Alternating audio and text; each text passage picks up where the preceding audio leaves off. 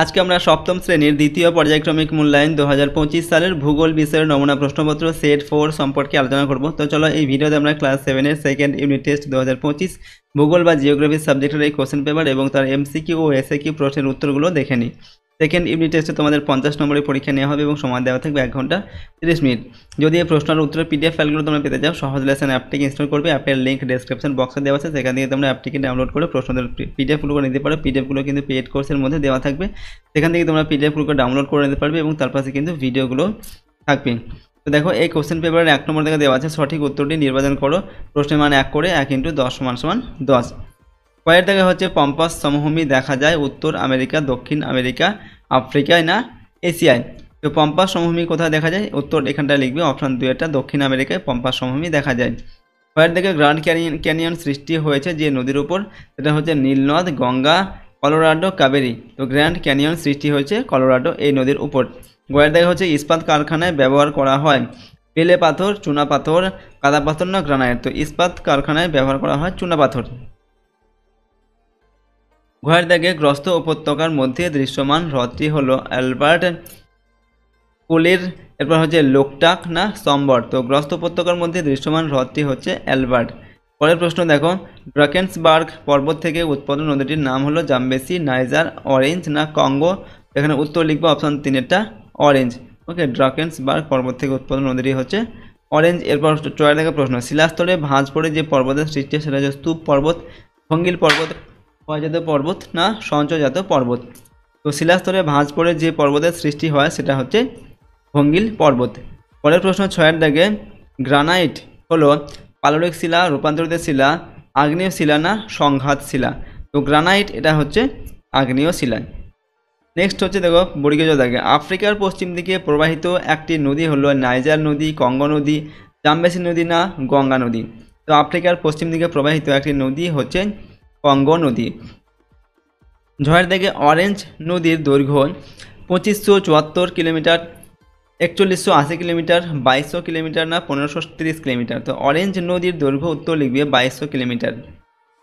ইঙ্গর দাগে ইতালির একটি আগ্নেয় পর্বত হলো মাউন্ট তৌবকল, ফুজিয়ামা, ভিসুভিয়াস, মাউন্ট এরিবাস? তো ইতালির একটি আগ্নেয় পর্বত হচ্ছে ভিসুভিয়াস। 2 নম্বর দাগে নিচের প্রশ্নগুলির নির্দেশ মতো উত্তর দাও। এখানেও 10টি প্রশ্নের উত্তর লিখতে হবে। প্রশ্নের মান 1 করে 1 × 10 = 10। 2 একে এক কথায় উত্তর লিখতে হবে 1 × 5 = 5। কয়ের দাগে সাহারা মরুভূমির পূর্বে অবস্থিত সাগরটির নাম কি? উত্তর হচ্ছে লোহিত সাগর। ক্ষয়ের দাগে ব্লু নীলের উৎপত্তি হয়েছে কোন হ্রদ থেকে? উত্তর লিখবে এখানে ইথিওপিয়ার হ্রদ থেকে। কয়ের দাগে ফ্রান্সের ভোজ কোন ধরনের পর্বত? ফ্রান্সের ভোজ হচ্ছে একটি স্তূপ পর্বত। ক্ষয়ের দাগে আগ্রা শহরটি কোন দুটি নদীর দোয়াব অঞ্চলে অবস্থিত? তো গঙ্গা ও যমুনা নদীর দোয়াব অঞ্চলে অবস্থিত। উঙ্গর দাগের প্রশ্ন, কোন মাটি ফসল ফলানোর জন্য ভালো? এখানে দেখো দোআঁশ মাটি ফসল ফলানোর জন্য ভালো। 2 নম্বর শূন্যস্থান পূরণ করো যে কোনো 5টি। 1 × 5 = 5। কয়ের দাগে গিনি উপকূলে খামসিনকে ড্যাশ বলে? তো গিনি উপকূলে খামসিনকে বলা হয় হারমাট্টান। কয়ের দাগে আফ্রিকার নাতিশীতোষ্ণ তৃণভূমি ড্যাশ নামে পরিচিত? তো আফ্রিকার নাতিশীতোষ্ণ তৃণভূমি ভেল্ড নামে পরিচিত। গয়ের দাগে মাটিতে খনিজ পদার্থ থাকে ড্যাশ শতাংশ? তো মাটিতে খনিজ পদার্থ থাকে কত শতাংশ?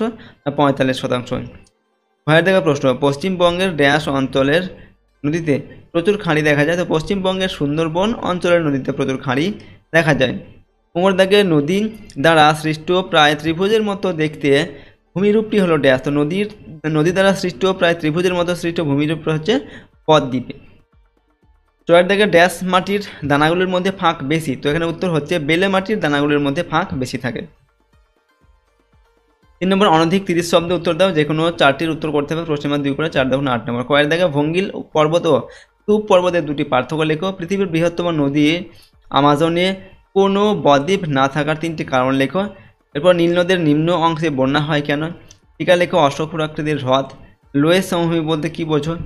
নেক্সট দেখো, তো এখানে তোমাদের 5টি প্রশ্ন দেওয়া আছে, যে কোনো 4টির উত্তর কিন্তু করতে হবে। 2 নম্বর মানের প্রশ্নগুলো। এবার 4 নম্বর দাগে অনধিক 50 শব্দ উত্তর লিখতে হবে। এখানেও 4টি প্রশ্নের উত্তর লিখতে হবে। প্রশ্নের মান 3 করে 3 4 12 নম্বর। কয়ের দাগে দেখো পূর্ব আফ্রিকায় গ্রস্ত উপত্যকা সৃষ্টি হয়েছে কেন? কয়ের দাগে মাটির সৃষ্টিতে ভূপ্রকৃতি ও জীবজগতের ভূমিকা লেখো।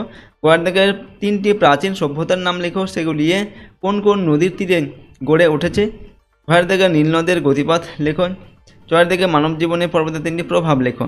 তো এগুলো হচ্ছে 3 নম্বর মানের প্রশ্ন, 4টির উত্তর লিখতে হবে, 3, 4, 12 নম্বর। এরপর রয়েছে 5 নম্বর থেকে অনধিক 80 শব্দ উত্তর দাও, যে কোনো 2টি। প্রশ্ন নম্বর 5 করে 5 দুগুণে 10 নম্বর। কয়ের থেকে বিশ্ব উষ্ণায়ন সাহারা মরুভূমি ছাড়াও পৃথিবীর অন্য অঞ্চলে কি কি পরিবর্তন নিয়ে আসতে পারে তা লেখো। ক্ষয়ের দিকে লাভা সমভূমি ও লোয়েস সমভূমি সম্পর্কে বর্ণনা করো।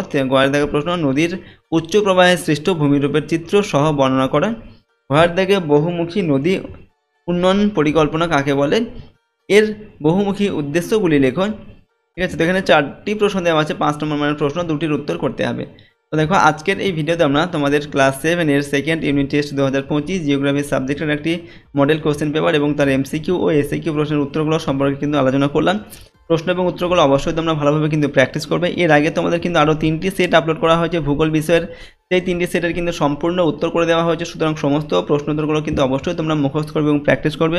অর্থাৎ 4টি সেট টোটাল দেওয়া হয়েছে, 4টি সেটে কিন্তু তোমরা প্র্যাকটিস করবে, তবে কিন্তু তোমরা পরীক্ষার সমস্ত প্রশ্নগুলি কিন্তু কমন পাবে। যে কোনো একটি সেট পড়লে কিন্তু তোমরা পরীক্ষার সমস্ত প্রশ্ন কমন পাবে না। সুতরাং সব সেটগুলি কিন্তু তোমরা ভালোভাবে প্র্যাকটিস করে নেবেন। আর যদি এই প্রশ্নদের পিডিএফগুলো পেতে যাও, সহজ লেসন অ্যাপটিকে ইনস্টল করবে। অ্যাপের লিঙ্ক ডেসক্রিপশন বক্সে রয়েছে, সেখান থেকে তোমরা অ্যাপটিকে ডাউনলোড করে প্রশ্ন এবং উত্তরের পিডিএফগুলো নিতে পারো। পিডিএফগুলো কিন্তু পেইড কোর্সের মধ্যে দেওয়া থাকবে, সেখান থেকে পিডিএফগুলোকে তোমরা ডাউনলোড করে নিতে পারবে এবং তার পাশে কিন্তু ভিডিওগুলো থাকবে।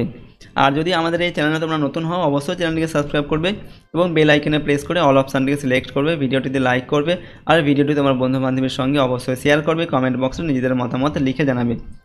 তো চলো আজকের এই ভিডিওটিকে আমরা এখানে শেষ করছি। সম্পূর্ণ ভিডিওটি দেখার জন্য অসংখ্য ধন্যবাদ।